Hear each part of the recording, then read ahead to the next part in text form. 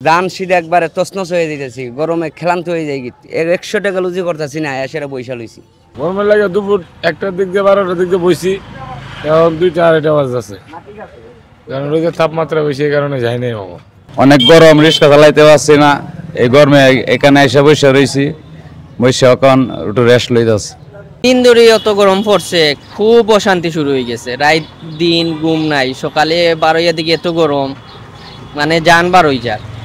জানি না এই গরম থেকে উদ্ধার হইল।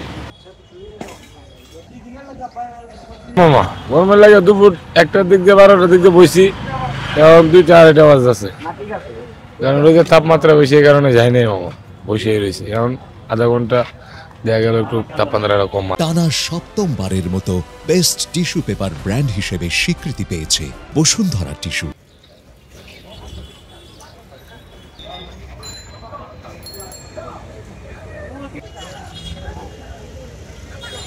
গরমের লাগে খুবই কষ্ট।